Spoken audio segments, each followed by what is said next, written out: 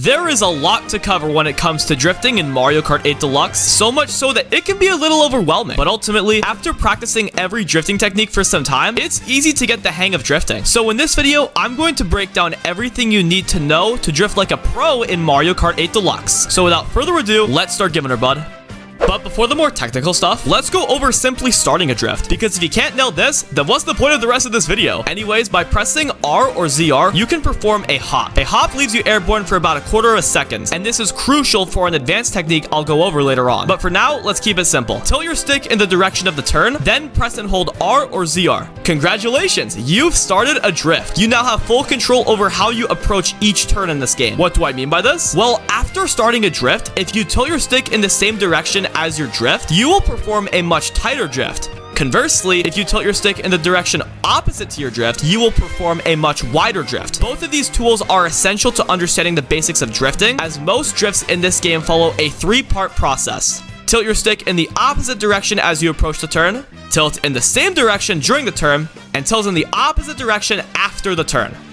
However, what's the point of drifting without mini turbos? While you're drifting for a certain period of time, you're going to charge up a mini turbo, which will give you a boost after your drift. To execute a mini turbo, simply let go of the R or ZR button to exit your drift. Sounds easy, right? But what kind of mini turbo should you aim for? There are three types of mini turbos in Mario Kart 8 Deluxe. The blue mini turbo, which lasts about 0.25 seconds, the orange or super mini turbo, which lasts about 1.5 seconds, and the purple or ultra mini turbo, which lasts about 2.75 seconds. I'll briefly mention that how long your mini turbo lasts depends on the combo you're using. If you're interested in a more in-depth analysis of this subject matter, check out my video on the best combinations in Mario Kart 8 Deluxe. The link is in the description. Now, what mini turbo class you aim for ultimately depends on the turn itself, but that will come with experience. There are also some advanced techniques that will help you charge mini turbos much faster, so don't click off. Anyways, now that we've covered the pure fundamentals of drifting, let's talk about some basic techniques you can use to improve your drifting ability.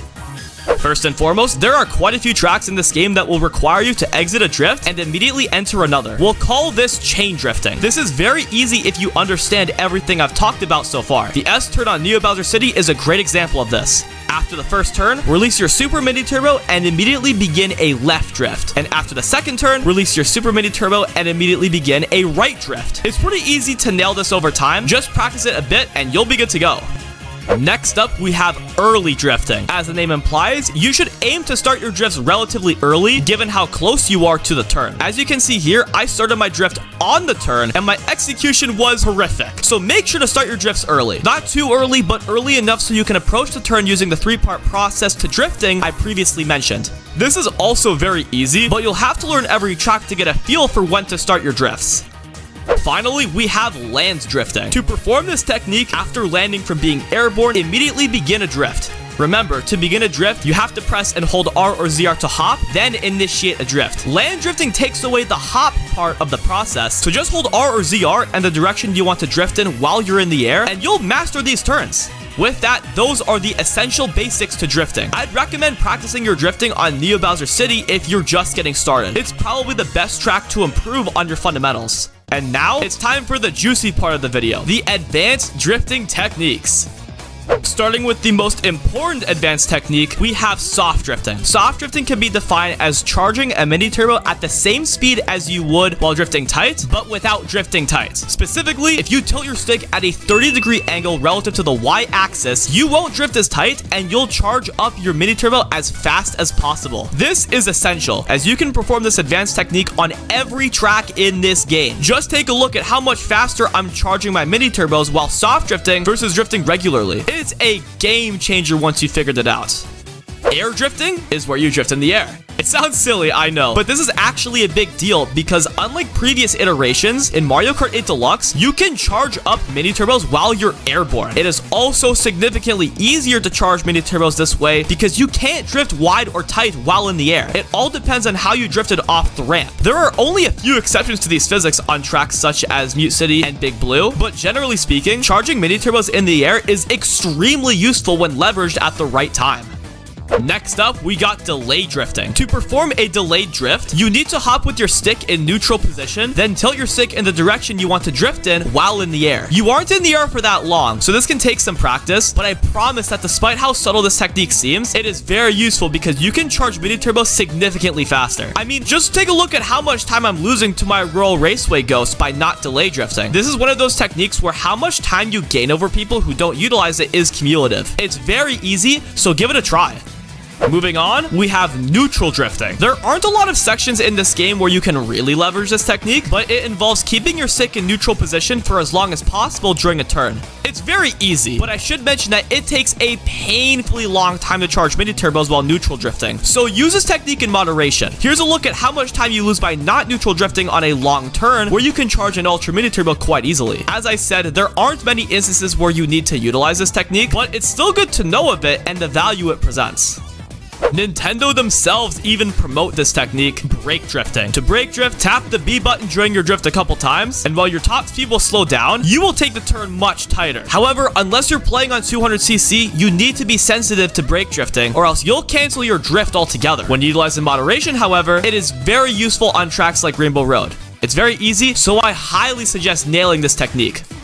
Finally, we have launch drifting. There are two types of launch drifts. The first one is launch drifting off a ramp, which is primarily utilized on Wario Stadium and Excitebike Arena. This technique combines multiple advanced techniques I've already discussed, so pay attention. On Wario Stadium, for example, after beginning a right drift off the first ramp, immediately tilt your stick to the left for about a quarter of a second, then tilt your stick to perform a right soft drift in the air. You can apply this to the second ramp as well by releasing your mini turbo in the air and beginning a left drift just before you land. And just like before, tilt your stick to the right for about a quarter of a second, then tilt your stick to perform a left soft drift in the air. If you can do all that, you've mastered the first type of launch drifting, and definitely the more important one. Make sure to utilize this on Wario Stadium because it saves a good chunk of time each lap. The second type of launch drifting is after landing from a trick. This has also been popularized as the slide hop or the Kusan slide. To perform this after landing from a trick, begin either a left or right drift, then immediately tilt your stick in the opposite direction. After your boost runs out, perform a hop in the same direction as where your stick is tilted, and you'll gain a small boost. You can even apply this to gliding sections like on Sydney Sprint. However, in most cases, I would not suggest performing this technique that often online, but it is useful when closing out a race on tracks that end with a trick ramp, such as 3DS Rainbow Road. With that said, that covers every advanced technique, but I want to cover two more drifting techniques that apply to the other elements of driving in this game, tricking and gliding. Starting with tricking, on numerous ramps in this game, instead of simply performing a trick off said ramps, you can perform a mini turbo trick, which can be done by releasing your mini turbo and tricking at the same time. If you want to go a step further, on some ramps, if you tilt your stick opposite to the direction of your drift, then fling your stick into the same direction as your drift, the moment you release your mini turbo and trick, you can perform a launch trick, which is a little bit faster than regular mini turbo tricking. I should also mention that if you apply mini turbo tricking to bounce pads on tracks like Mushroom Gorge, you can really leverage mini turbo tricking. It's pretty great. In Mario Kart 8 Deluxe, in a lot of scenarios, it's actually faster to release your mini turbos as you enter gliding sections, as I do here. Now, it's one thing to let the game release your mini turbo for you, but you can save even more time by performing what is called a low glider. The moment you go off the glider ramp, release and press the R or ZR button as fast as possible, and you'll release your mini turbo and pop out your glider at the fastest possible time, and in most cases, save some decent time too. I'd recommend doing this on almost every gliding section in this game. It's a very useful technique. And that, ladies and gentlemen, is everything you need to know to drift like a pro in Mario Kart 8 Deluxe. If you enjoyed this video, make sure to leave a like and subscribe if you haven't already. I promise that if you can master everything I broke down in this video, you will become really good at this game in no time. I hope you prove me right. With that said, until next time, thank you so much for watching. Have yourselves a fantastic day, and keep on giving her, bud.